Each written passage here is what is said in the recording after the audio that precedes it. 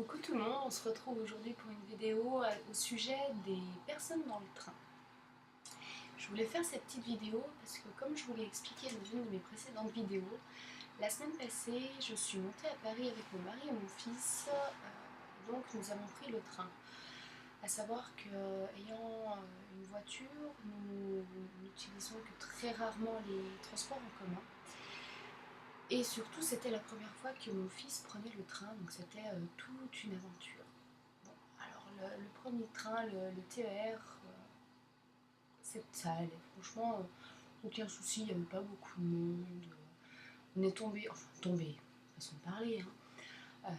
On a rencontré une demoiselle qui allait au travail, qui était vraiment charmante, très gentille, qui a engagé la discussion par rapport à notre fils.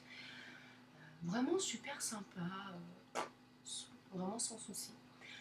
Par contre, dans le TGV, alors là, j'ai cru, franchement, je vous le jure, j'ai cru que j'en ai tripé deux. Donc, à savoir que le TGV était bien plein. Et nous sommes arrivés entre guillemets en cours de route, enfin sur cette ligne-là, il y avait que 3 arrêts. À savoir qu'on est monté au deuxième, juste avant le terminus, quoi. Enfin, juste avant. Le dernier arrêt avant le terminus.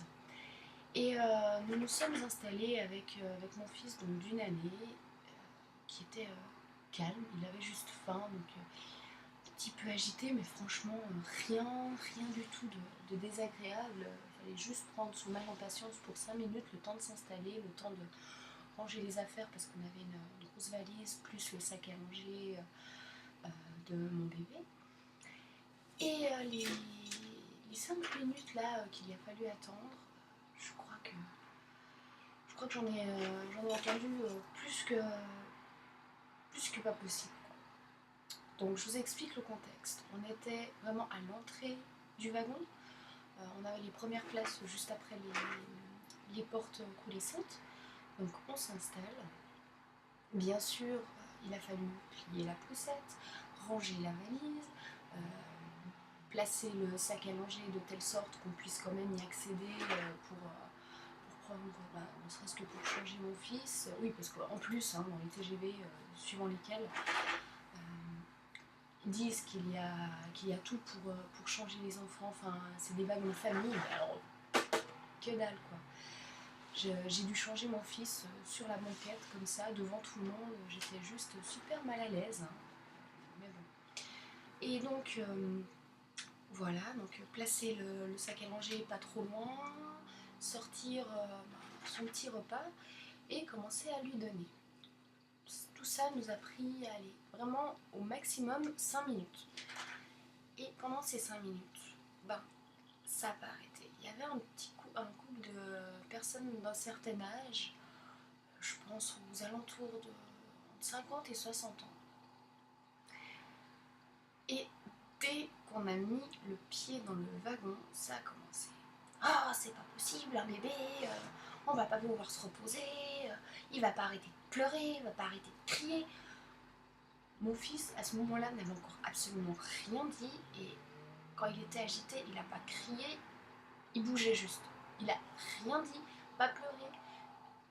Il bougeait, c'est tout. En plus, voilà, c'était un petit peu stressant pour lui, c'était la première fois qu'on prenait le train, il y avait beaucoup de monde qu'il ne connaissait pas, quand même une certaine agitation parce que le train était en retard et puis voilà, les gens étaient stressés parce qu'il y avait des correspondances à Paris à prendre, enfin voilà. Donc directement on met le pied dans le train, ça commence. Donc voilà, on arrive enfin à s'installer, je commence à lui donner à manger. Je lui donnais une petite purée d'abricots, pomme abricot, avec un petit laitage, enfin un petit yaourt, on s'en fiche le goût, mais donc, franchement qui n'avait aucune odeur. Et là, le vieux monsieur commence à dire à sa femme: ah, ça y est, ils vont encore lui tenir à manger, il va pas arrêter de rôter, il va en mettre de partout, en plus tu sens comme ça pue. Je vous promets, moi j'avais le nez par-dessus, j'étais pas du tout enrhumée ou quoi que ce soit, ça sentait absolument rien du tout. Et eux étaient 3 sièges après nous. Enfin 3 sièges, 3 rangées après nous. Du coup, c'était franchement impossible qu'ils sentent quoi que ce soit. Bon, je me dis, bon voilà, c'est les gens, il y en a qui sont pas du tout adaptés et adaptables à la vie en société. Et du coup, moi j'ai continué à donner à manger à mon fils. Il avait faim, j'allais pas lui dire non, t'attends 3h30 pour que je puisse te donner à manger. Et je voulais quand même pas aller aux toilettes pour lui donner à manger quand même. Donc je continue à lui donner à manger, il se calme, il mange bien et tout. Et ça a continué. Tout ce qu'il a demandé, mon fils, après avoir mangé, c'est de se mettre. En fait, il était dos à moi pendant qu'il mangeait. Et à la fin de son repas, il a voulu se mettre face à moi. Face à moi, à un peu de 3/4 pour voir à l'extérieur.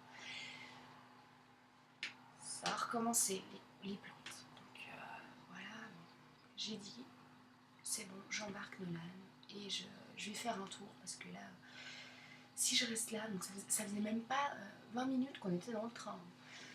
Je me suis dit, si je reste là, ça va très mal se passer.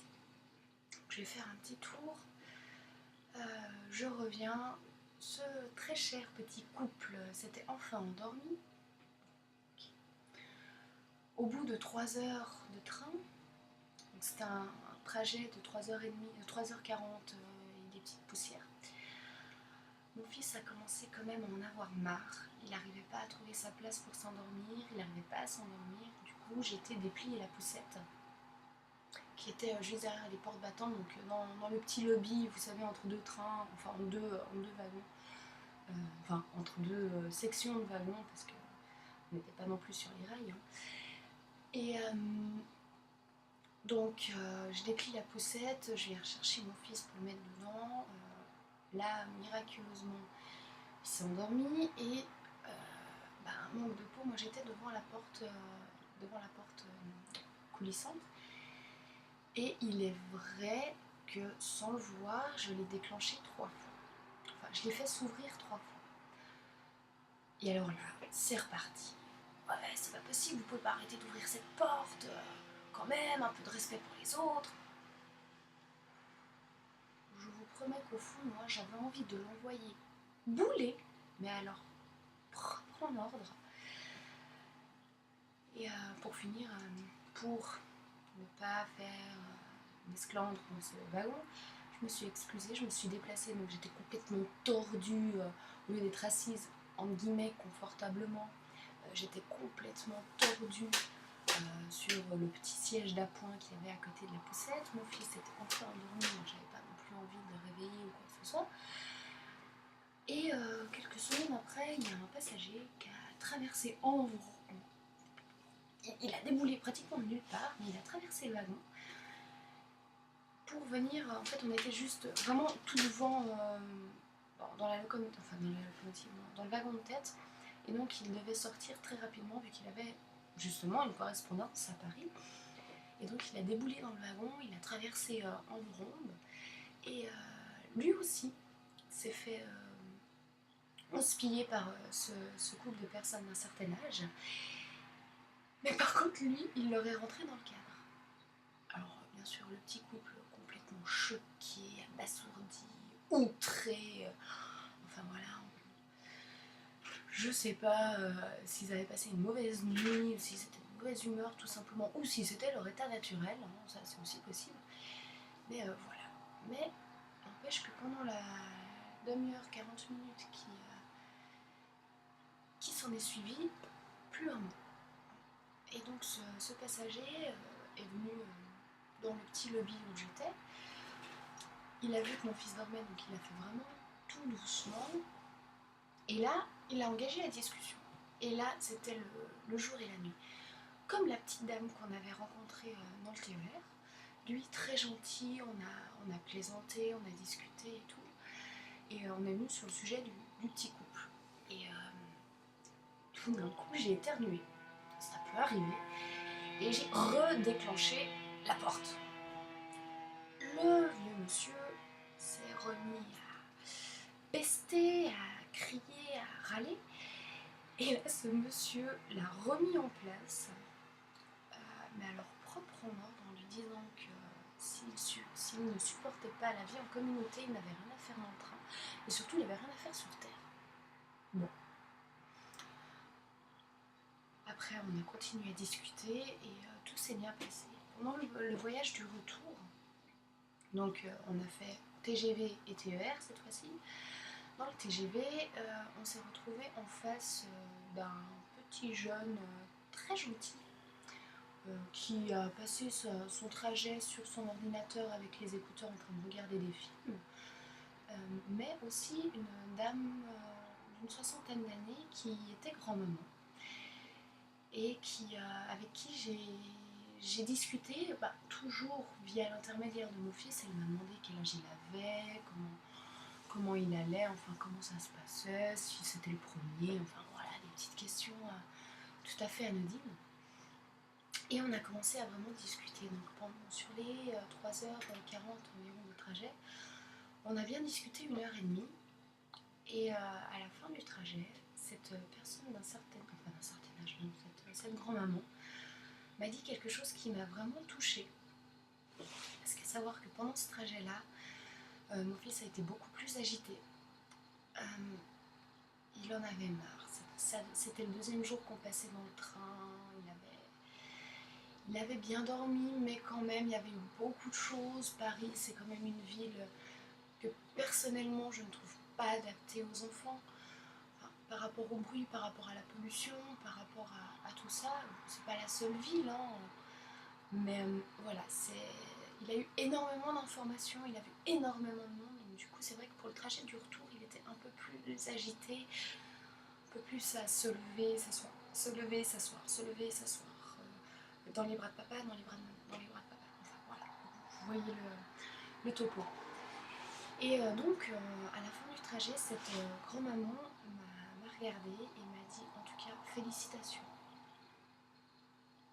Je suis restée un petit peu... quoi? Et elle me dit, oui, bravo pour votre éducation, vous avez un fils très bien élevé.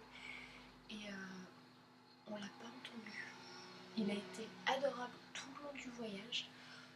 Il faudrait que plus de personnes comme vous ayez des enfants, parce que là, au moins, on aurait la certitude que la descendance est assurée et respectable, et respectante, enfin je ne sais plus le terme qu'elle a utilisé là, mais ça voulait dire que, voilà, que la descendance respectait les autres.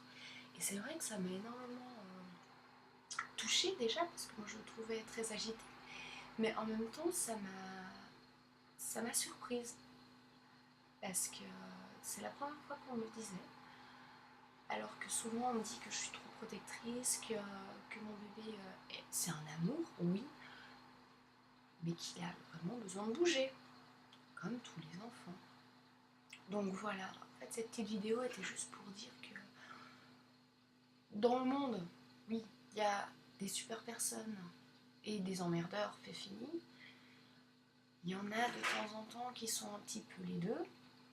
Mais alors par contre dans le train, il n'y a pas de juste milieu, c'est soit des super personnes qui, voilà, ils s'en fichent, ils sont là, bon voilà, ils ont tant de temps à passer dans le train, mènent leur petite vie, ils embêtent pas les autres, ils sont cordiaux. Et puis il y a les emmerdeurs qui trouvent le moindre prétexte pour râler.